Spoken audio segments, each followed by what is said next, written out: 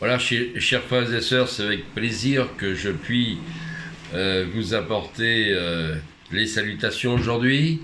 Nous avons franchement beaucoup de joie d'avoir passé ces week-ends derniers où nous avons pu parler de la parole de Dieu et puis de voir des frères et sœurs descendre dans les eaux du baptême. Et nous avons un excellent souvenir de ce week-end, de la bénédiction de Dieu pour l'ensemble de la communauté chrétienne que nous représentons. Et nous sommes enthousiasmés vraiment de voir l'action de Dieu dans la vie de chacun et dans la jeunesse, entre parenthèses.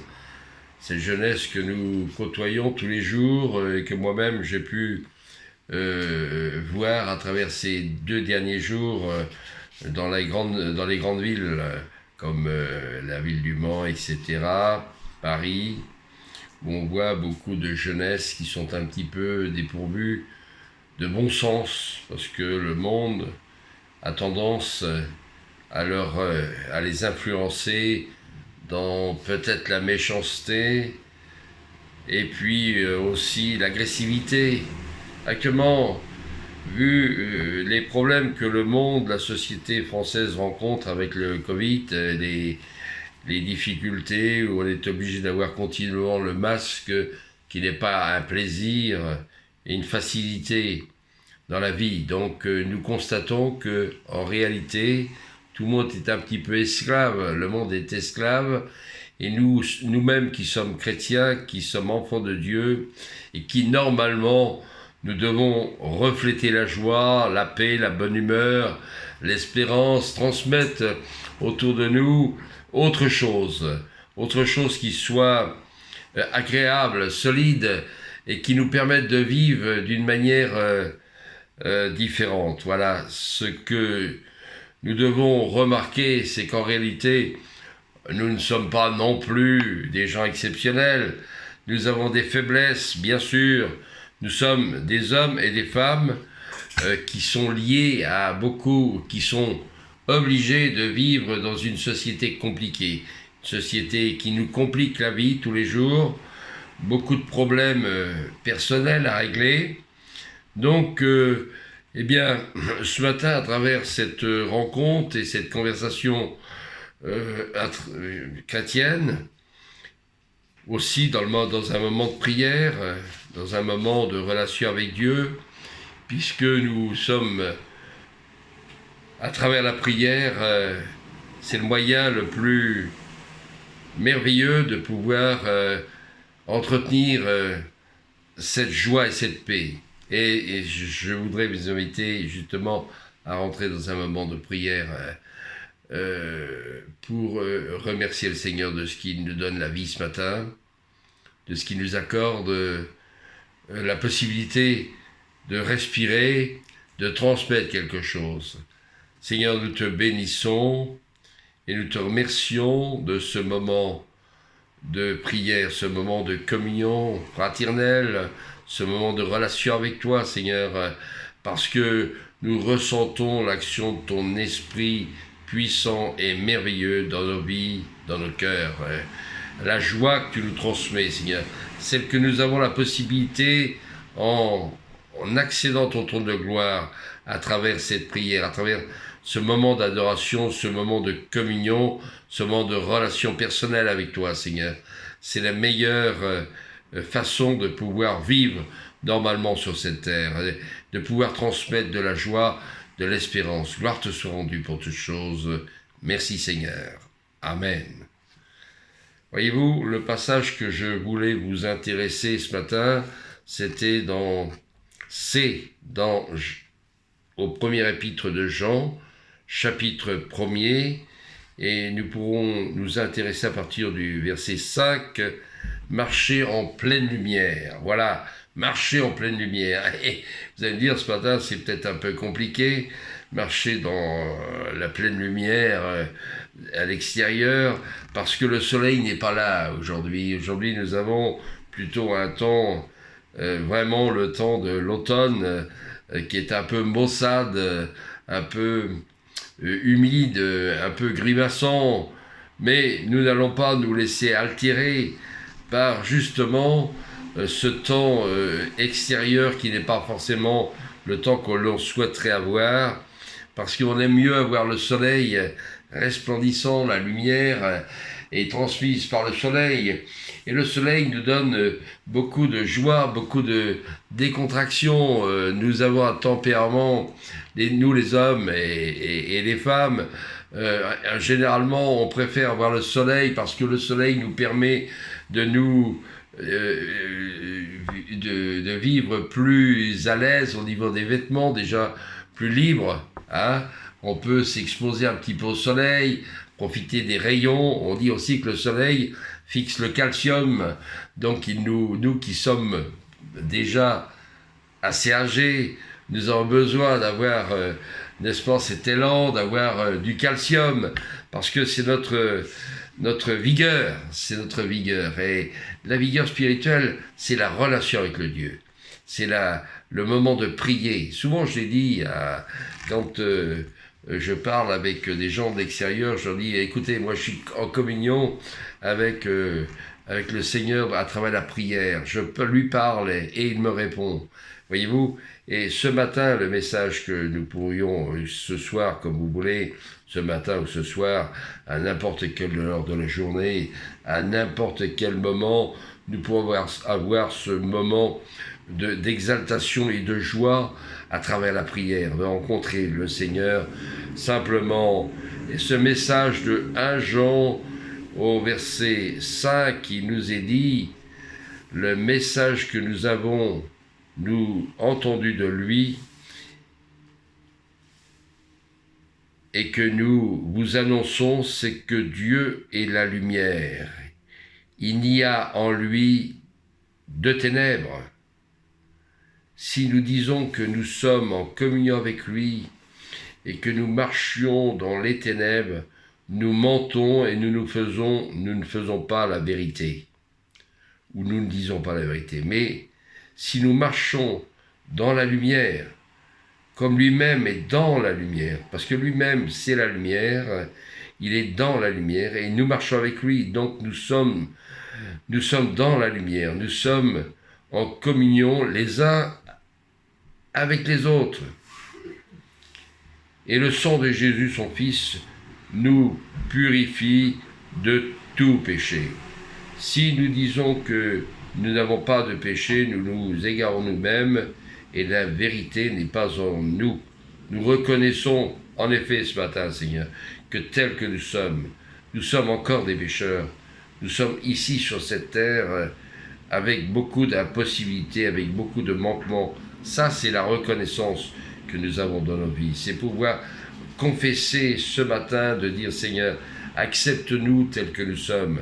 C'est vrai, nous t'avons rencontré, nous t'avons donné notre cœur, comme nous avons pu voir et constater cette semaine, ce week-end, qu'il y a des jeunes et des plus âgés qui se sont fait baptiser, qui sont descendus dans les eaux du baptême, qui ont donc confessé la victoire de Jésus dans leur vie. Amen.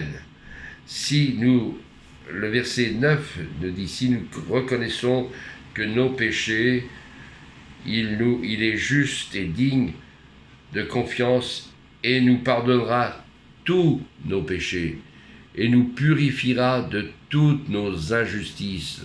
Si nous disons que nous n'avons pas de péché, nous faisons de lui un menteur et sa parole n'est pas en nous.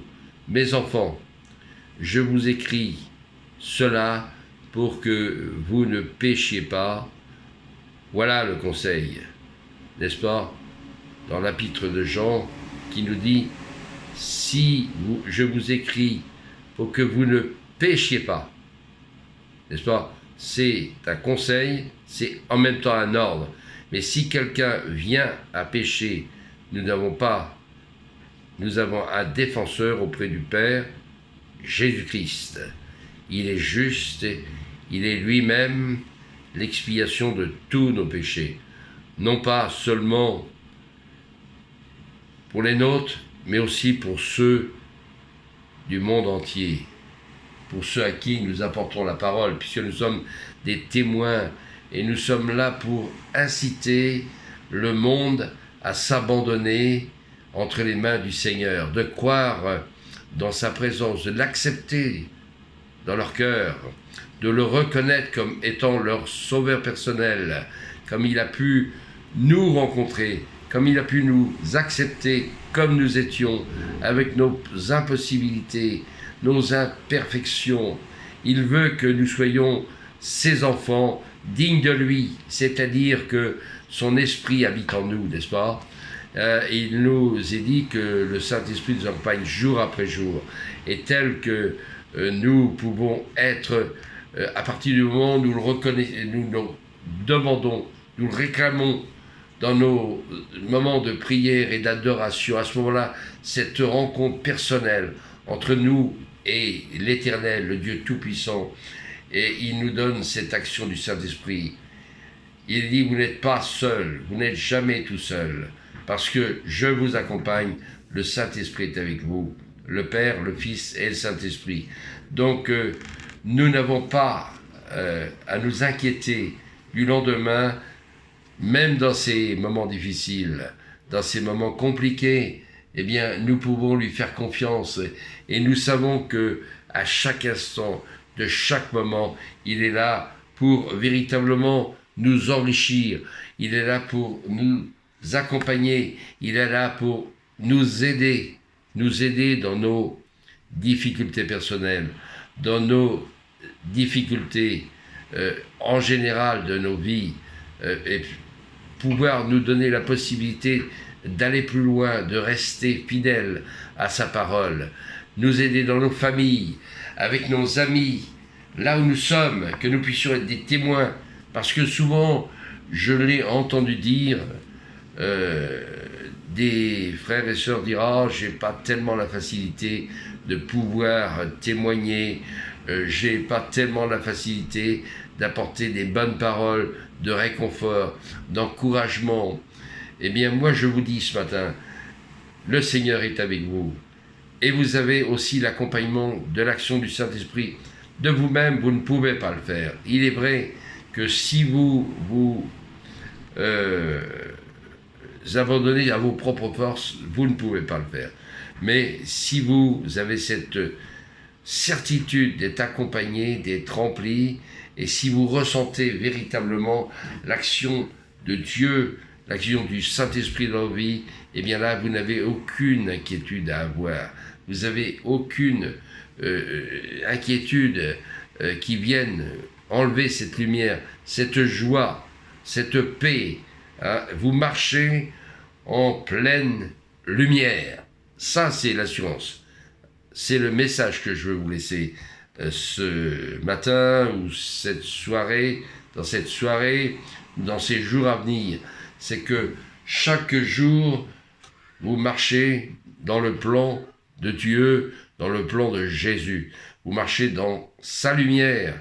Vous marchez accompagné par lui, par sa présence, par journellement avec l'action de Dieu dans votre vie. Nous avons, nous, les enfants de Dieu, les enfants qui ont donné leur cœur, cette certitude, cette conviction d'être sauvés. Cette vie ne s'arrête pas seulement à la vie terrestre, n'est-ce pas? Elle est déjà prolongée. Nous sommes déjà propulsés pour l'avant, pour l'avenir. Dans l'avenir, eh bien, nous sommes assurés que l'Éternel est là pour nous accompagner. Il est là pour nous donner cette joie et cette paix. Et quand j'ai eu des problèmes de santé très importants, et j'avais cette sécurité, même quand je suis parti au moment de l'opération, je ne savais pas si ma vie allait continuer, si ma vie allait s'arrêter, mais j'étais en pleine sécurité. J'avais la certitude que Dieu m'accompagnait, voyez-vous. Et quand je me suis réveillé, eh bien, voilà. Et après, les jours se sont prolongés et j'ai été aidé plusieurs fois. Il m'a accompagné, plusieurs fois, il m'a encouragé, plusieurs fois, il m'a donné la joie, alors que j'aurais pu être dans l'inquiétude. Et même dans le monde médical, on me posait la question, mais monsieur, comment pouvez-vous avoir autant de sécurité, autant de certitude de l'avenir? Comment pouvez-vous affirmer que vous avez autre chose en dehors de cette vie terrestre, n'est-ce pas? Vous pouvez espérer dans quelque chose de merveilleux, de quelque chose d'extraordinaire. Et évidemment, il faut expérimenter ce genre de choses pour pouvoir en parler. Et il est vrai que j'ai eu dans ma vie, jusqu'à aujourd'hui, beaucoup de joie, beaucoup de paix, beaucoup de satisfaction, beaucoup de problèmes, parce que évidemment, nous sommes comme tous ceux qui vivent dans cette terre, sur cette terre, les complications de la vie.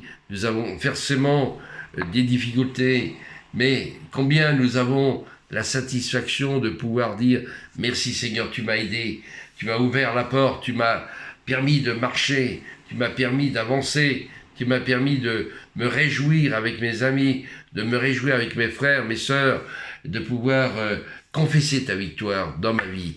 Gloire te soit rendue. Et ce matin, ce que je veux vous encourager dans ces jours à venir, avec ces problèmes de virus, etc., eh bien, c'est de garder les yeux fixés sur Jésus, d'avoir cette certitude qu'il est là avec vous et qu'il vous accompagnera, quelles que soient les difficultés ou quels que soient les ennuis ou les complications ou les inquiétudes qui éventuellement pourraient venir vous inquiéter. Eh bien, sachez qu'il sera vous consoler, il sera penser votre cœur et vous donner une nouvelle vision, une nouvelle action dans votre vie, une nouvelle action, un nouveau témoignage à apporter, des nouvelles personnes à rencontrer, parce qu'il vous les mettra sur le chemin pour que vous puissiez leur apporter quelque chose de bon et d'agréable, des paroles qui puissent les aider, Seigneur, et que vous pourrez dire oui, Seigneur, oui. Je te remercie de ce que tu m'as donné quelque chose d'extraordinaire, que le monde ne possède pas, et je veux transmettre cette bonne nouvelle, je veux transmettre cette lumière, marcher comme moi dans la pleine lumière, amen, marcher dans la lumière, c'est que vous puissiez répandre autour de vous un parfum d'excellente odeur, un parfum de bonne odeur, le parfum que Christ vous met dans votre cœur et cette joie qu'il vous donne, qu'il vous apporte aujourd'hui, qu'il vous accorde à travers cette rencontre personnelle.